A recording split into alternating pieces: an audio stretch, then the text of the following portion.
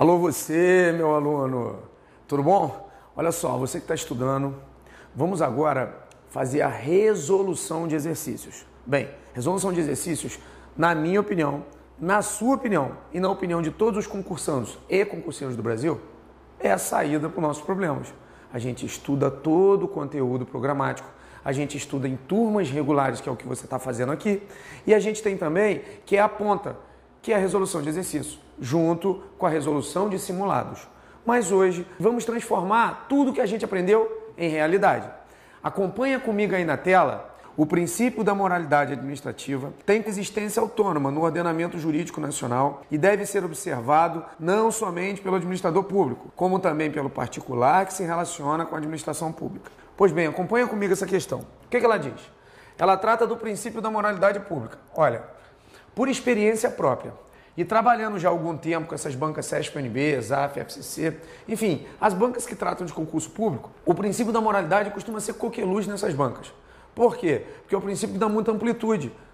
Junto com o princípio da legalidade e o da publicidade também, ele está previsto tanto no artigo 37, por exemplo, o da moralidade, como ele está previsto de forma autônoma na Lei 8.666 de 93, de licitação.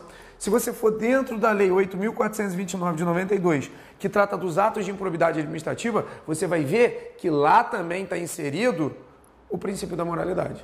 Então, olha, o princípio da moralidade está como princípio basilar, um dos princípios constitucionais expressos no 37. Ele também é expresso na 8.666 e ele é o princípio basilar da 8.429 de 92. Para tanto, você sabe que o princípio da moralidade do artigo 37 está intimamente ligado com o dever de probidade. E o dever de probidade leva diretamente para onde, se houver a quebra? Para a lei de improbidade administrativa, ou seja, os atos de improbidade administrativa. Então está correta a questão, muito boa a questão, correta, porque o princípio da moralidade realmente está sendo trabalhado de forma autônoma para toda a administração pública e também particulares que se relacionam com a administração. Aí você chega para mim e pergunta assim, Evandro, eu não entendi bem na parte da questão, porque olha só, eu estudei, inclusive com você, que o particular, em regra, não precisa respeitar a moralidade, lógico. Isso, se você estiver lá no artigo 5º da Constituição, os direitos fundamentais. Lá, ninguém é obrigado a fazer ou deixar de fazer alguma coisa senão em virtude de lei. Você só tem que obedecer o princípio da legalidade. Agora, a moralidade não acompanha o particular. Só que aqui, preste atenção, meu povo. Particulares que se relacionam com a administração pública. Um bom exemplo disso, por exemplo, é se você é um particular e está querendo vender para a administração. Houve o prazo de licitação, abriu o edital ou a carta convite. A administração chamou você, você entrou e assinou um contrato administrativo. Você é um particular que se relaciona com a administração. Nessa situação, obrigatoriamente, você tem que respeitar o princípio da moralidade. Boa questão, certinha questão, sem muita dificuldade, correto? Vamos lá, só concatenar as ideias que o princípio da moralidade está tanto na Constituição quanto em outros institutos. Vamos partir aí para a próxima questão. Com fundamento no poder disciplinar, a administração pública, ao ter conhecimento da prática de falta pelo servidor público, pode escolher entre a instauração ou não de procedimento destinado a promover a correspondente apuração da infração. Questão errada. Por que essa questão está errada? A administração pública ela tem o poder e dever de agir. Se ela tem possibilidade, tem um dever imposto por lei, obrigatoriamente o administrador público tem que agir. No caso dessa questão, está dizendo o seguinte, se a administração toma conhecimento, por exemplo, de uma falta do administrado, e ela, ou da falta interna mesmo, na faculdade do poder de polícia, que ela é obrigado a punir internamente seus agentes, se ela não age, ela vai estar no abuso. O agente responsável pela omissão, nesse caso concreto, estará responsável pelo abuso. Então a questão está errada. Se a administração pública tomar conhecimento do fato, obrigatoriamente deve haver a instauração do processo. Muito boa questão também, fácil resolução. Próxima questão, acompanha comigo na tela. Nas situações em que for empregada, considere que a sigla CF se refere à Constituição Federal de 88. Os princípios da razoabilidade e da proporcionalidade estão expressos no texto constitucional. Pois bem, meu aluno, está errada essa questão. Questão boa, questão que você não teria problema nenhum em responder se tivesse assistindo a minha aula e também a aula do professor Daniel Sena, que é de Direito Constitucional. Por quê? Porque você vai ver que o princípio da legalidade, impessoalidade, moralidade, publicidade e eficiência, o LIMP, São os 5 princípios que estão expressos no bojo do artigo 37 da Constituição. Agora, razoabilidade, proporcionalidade, segurança jurídica, autotutela, ampla defesa, supremacia do interesse público sobre o privado, continuidade do serviço público, todos esses princípios são princípios constitucionais implícitos. Então, a razoabilidade e proporcionalidade está sim prevista dentro da Constituição Federal, mais precisamente prevista no artigo 37, mas não de forma expressa, ela não está escrita, ela é considerada um princípio constitucional implícito. Muito boa questão de grau fácil também de resolução. Vamos passar para a próxima questão. João é servidor público responsável por gerenciar obras públicas levadas a efeito pela entidade em que exerce suas funções. Ocorre que João, nos limites de sua competência administrativa, determinou a pavimentação de uma rua sem que houvesse previsão no contrato administrativo, em local que beneficiaria um imóvel de propriedade de sua mãe. Nessa situação, João praticou conduta abusiva com desvio de finalidade correta. Eu coloquei aqui no quadro para você o tópico que você tem que saber para acertar essa questão. Trata do abuso de poder.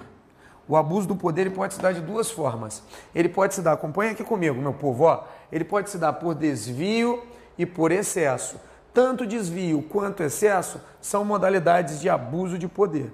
Tanto um quanto o outro, você vai estar cometendo uma arbitrariedade. Bem, para você que não tem cunho do direito e às vezes não está acostumado com essa nomenclatura, cuidado para não confundir arbitrariedade com, olha a palavra, discricionariedade. Discricionariedade é aquela que você trabalha com conveniência e oportunidade. É o mérito administrativo. Dentro das situações previstas em lei, o administrador pode escolher a que é melhor no caso concreto. A lei faculta ele. A arbitrariedade é sempre abuso de poder e é ato sempre nulo. Acabou. A arbitrariedade não existe. Se você for arbitrário, o que vai acontecer com você? Você vai entrar no abuso de poder, mas no abuso de poder você pode entrar nas 2 modalidades, desvio e excesso. Antes de explicar o desvio e excesso, você tem que tomar cuidado, porque existe o abuso de poder e existe o abuso de autoridade. Meu povo, abuso de poder está previsto em normas administrativas, normas gerais do direito administrativo. É de cunho administrativo. Da demissão, por exemplo. Abuso de autoridade está na Lei 4898/65. Essa daqui trata da esfera criminal. Não é isso que a gente está falando, tá? A gente está falando aqui de abuso de poder. Abuso de poder pode se constituir no mesmo ato como crime também. Aí o cara comete abuso de poder e abuso de autoridade. Mas o que eu estou dizendo aqui é abuso de poder, esfera administrativa. Dentro da esfera administrativa, os doutrinadores eles costumam classificar o abuso de poder sobre 2 perspectivas. Sobre desvio e sobre excesso. Bem, é fácil matar o desvio. Olha aqui, desvio sempre quando ele estiver nos limites da competência dele. Ou seja, o vício de desvio, ele se dá dentro do elemento finalidade. Você sabe que para o ato administrativo estar completo, você tem que pegar os elementos competência, finalidade, forma, motivo e objeto. É o famoso COFIFOMOB.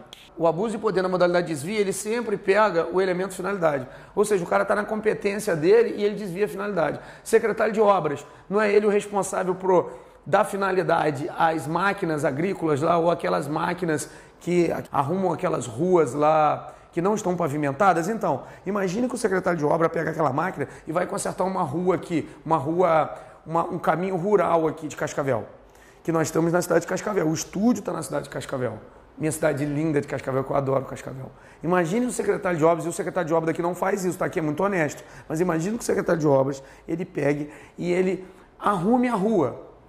E não só a rua, ele jogue ali a máquina dele para dentro da fazenda de um amigo dele para fazer uma média com o amigo dele e arrume a estrada do amigo dele. Pensa comigo, a competência era dele para deixar a máquina lá? Era. A competência é dada por lei, ele que tem que manipular aqueles equipamentos. Quando ele pega e joga lá dentro, ele foge à finalidade, porque você sabe que a finalidade é sempre com fins públicos. Se ele usou para fins privados, fugiu à finalidade. Se fugiu à finalidade, ele está dentro da competência dele, opa, abuso de poder na modalidade desvio. E a questão estava dizendo isso. A questão estava dizendo que o cara privilegiou a mãe dele. Pô, desvio de finalidade, mesmo estando dentro da competência. Agora, pode haver na questão outro tipo. pode ter o excesso.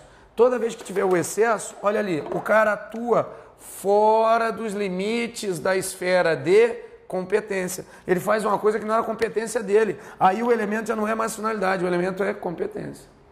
Imagine a seguinte situação hipotética. Imagine que você tenha alguém que é competente para demitir você dentro da esfera, dentro da lei do governo federal, do governo estadual, do governo municipal. Quem é competente para demitir você se você estiver no governo federal? Depende, são os 4 PRs. Se você estiver no 8.112,90 e estiver no Poder Executivo, Presidente da República. Poder Legislativo, Presidente das Casas. Poder Judiciário, Presidente dos Tribunais. E se você estiver no Ministério Público, PGR, Procurador-Geral da República. Então, os 4 PR é componente para te demitir. Aí, Evandro, eu não lembro. Você não lembra porque não assistiu a minha aula de 8.112,90. Vai assistir minha aula, tu vai acertar. Beleza. Lembrando que isso aqui é correção de exercício. Então, imagine que a competência do Presidente da República. Aí vai o seu chefe imediato, aquele louco, vai lá e não repara na lei e ele mesmo assina um ato de demissão sua. Olha só, vai ser abuso de poder? Vai ser abuso de poder na modalidade o que? Excesso. O cara não tem competência legal para fazer aquilo, pouco importa se ele agiu com a finalidade. Pouco importa. O elemento aqui é o quê? Competência. Tranquilo? Então aí a gente viu que existe o abuso de poder, que o abuso de poder é diferente de abuso de autoridade, a arbitrariedade não é discricionariedade. Lembrando que o desvio é dentro dos limites da competência, mas fora da finalidade, dei o elemento finalidade dentro do ato administrativo. E também o excesso é quando você quebra, atua fora da esfera de competência. Vício de excesso, elemento competência. Vício de desvio, elemento finalidade. Matamos aí essa questão, muito fácil a questão. Vamos para a próxima questão. O princípio que norteia a gestão pública, em que qualquer atividade pública deve ser dirigida a todos os cidadãos, sem a determinação de pessoa ou discriminação de qualquer natureza, é o princípio da... Vamos trabalhar a questão aqui, que ela é bem boa essa questão, pessoal. O que a gente está trabalhando fundamentalmente? Princípios, ou seja, o artigo 37 da Constituição Federal de 88, tá? São os princípios que norteiam a administração pública. Legalidade, impessoalidade, moralidade, publicidade e eficiência. É o famoso o quê? LIMP. Uma siglazinha que a gente cria para ficar mais fácil. Legalidade, impessoalidade, moralidade, publicidade e eficiência.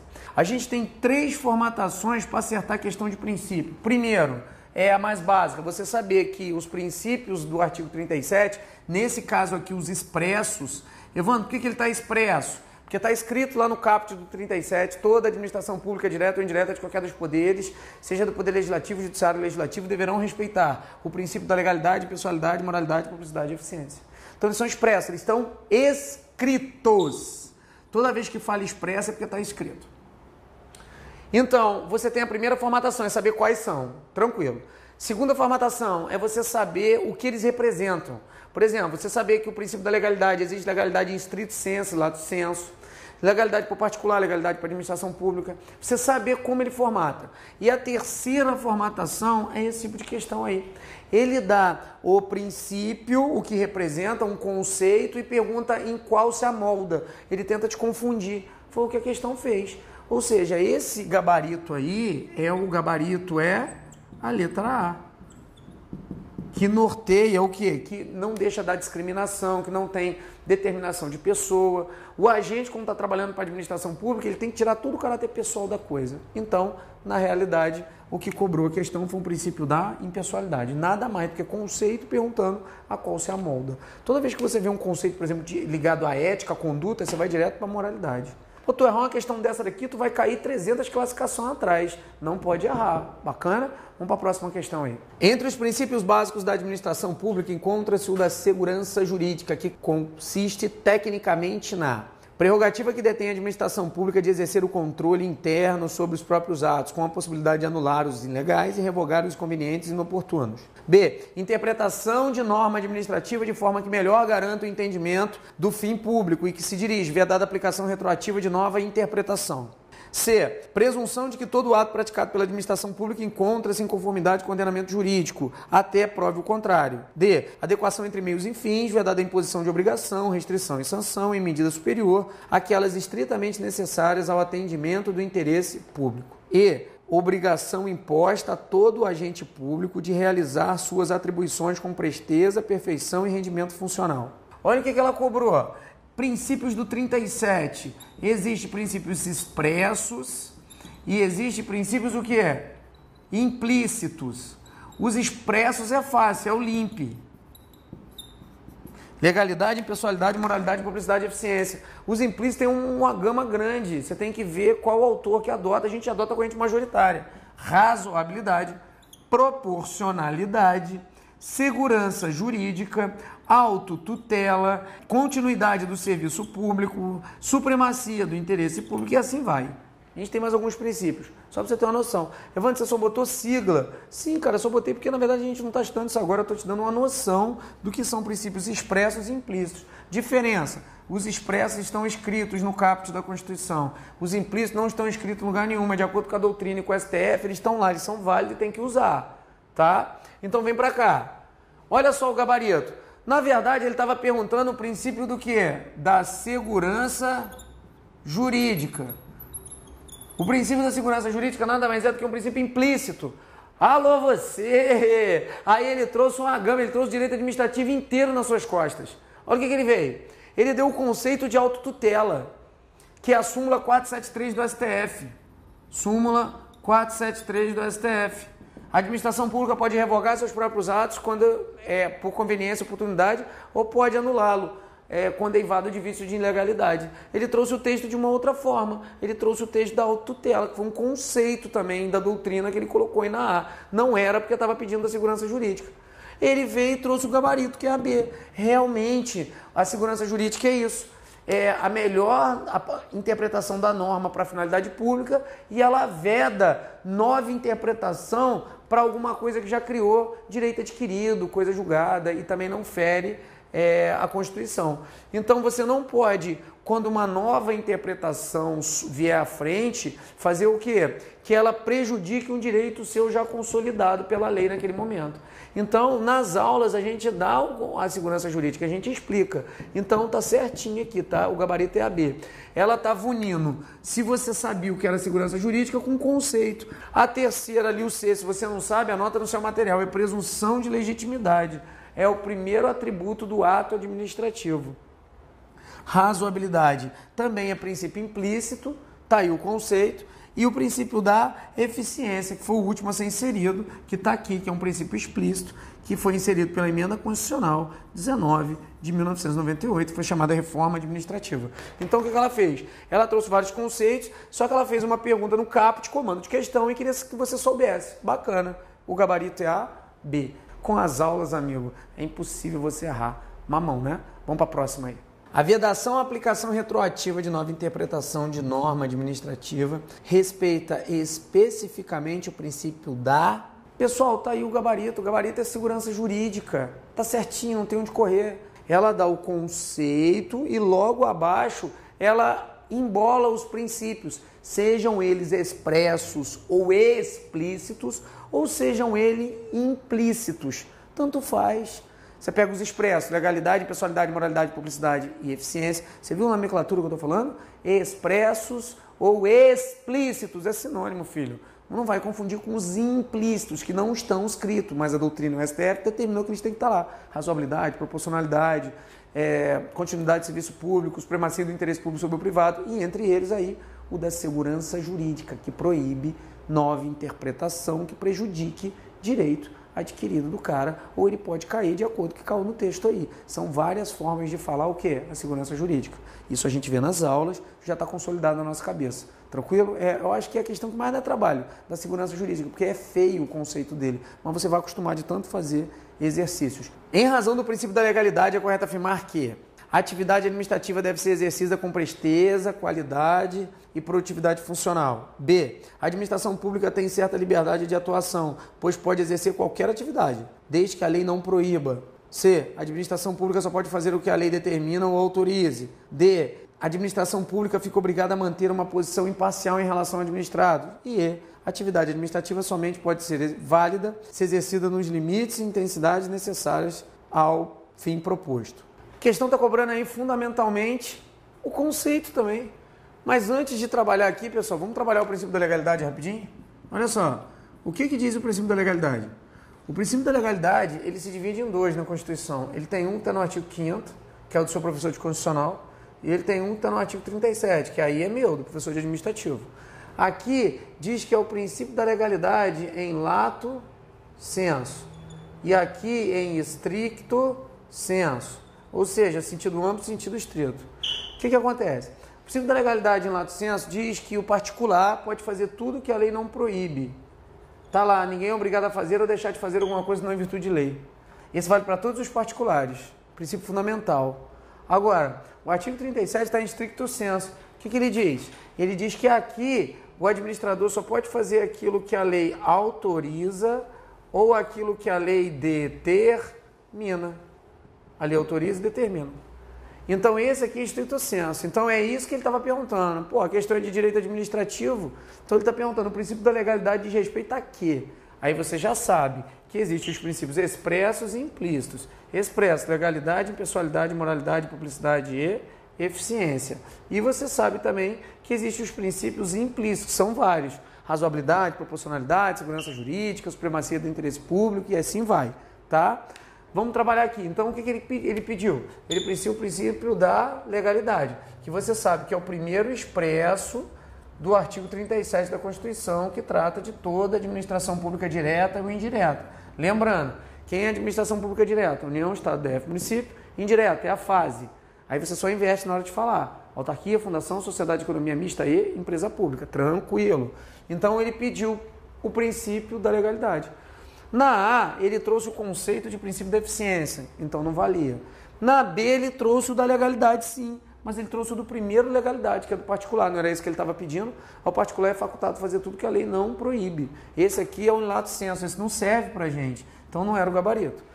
A C, aqui sim, ele pediu da legalidade do artigo 37, porque está dentro do direito administrativo, né, meu povo? Questão de direito administrativo, pedido no princípio da legalidade, ele vai pedir o do artigo 37, ou seja, ele vai pedir esse de baixo aqui, ó, princípio da legalidade em estrito sensu. A administração só pode fazer aquilo que a lei determina ou autoriza. Então tá aí o gabarito. O da D, fácil, ele pediu o conceito de impessoalidade. E o da E, se você quer saber, esse conceito aí é o da proporcionalidade. Ah, essa questão estava boa, se quem assistir a aula não erra não, meu povo, muito certinho. Vamos passar aí. Quando se afirma que o particular pode fazer tudo o que a lei não proíbe e que a administração só pode fazer o que a lei determina ou autoriza, estamos diante do princípio da... Pessoal, olha só, igual eu falo para você, tem algumas questões idiotas. A letra I era a questão idiota, contradição, onde está esse princípio, não existe esse princípio, então tira ele. Obrigatoriedade a B, também não tem esse princípio, então sobrava 3. Esse estava tão fácil que é exatamente o conceito de princípio da legalidade. Gabarito é a A. Ao particular é facultado fazer tudo que a lei não proíbe e a administração pública só é permitido fazer o que a lei autoriza ou determina. Sem muito comentário nessa questão, tá? Muito boa. Eu estou trabalhando com você para você ver como é fácil se você estudou. Tranquilo? A exigência de que o administrador público, no desempenho de suas atividades, deve atuar sempre com ética, honestidade, boa-fé, refere-se ao dever de... Pessoal, essa questão ela pegou você, sabe por quê? A gente está falando o seguinte, olha só. No B, ele traz moralidade. E no C, ele traz probidade. Eu sei que se você fez em casa antes de mim aí, você se lascou todo, porque você foi logo na moralidade. Sabe por que você se lascou? Você tem que ver que a FCC ela é danada. A FCC ela cobra um negócio chamado comando de questão. É aí no comando de questão que você faz a diferença. Ela está trabalhando no tópico princípios. No tópico princípios, ela tem regras gerais do artigo 37. Por exemplo, princípio. Eu tenho princípio expresso e eu tenho princípio implícito. Expresso, legalidade, impessoalidade, moralidade, publicidade e eficiência. Implícito, razoabilidade, proporcionalidade, segurança jurídica, continuidade de serviço público, autotutela e assim vai. Agora, realmente o princípio da moralidade está aqui, ó. Só que o que ela pediu no comando de questão não foi princípio, meu povo. Ela pediu um dever, que está no tópico deveres e poderes. Ela quebrou você. Porque ética, tudo isso leva a crer que é moralidade. Mas o mesmo conceito que você tem com moralidade, você tem que se atentar que moralidade é princípio. Isso aqui são normas do direito administrativo. Probidade é dever. Por exemplo, princípio da ética, você tem que seguir a ética, é um princípio. Moralidade. Aí você liga, se ela tivesse pedindo um princípio. Esse caput todo aí que você leu com um monte de questão, seria realmente moralidade se fosse princípio. Só que ela não pediu o princípio, ela pediu o quê?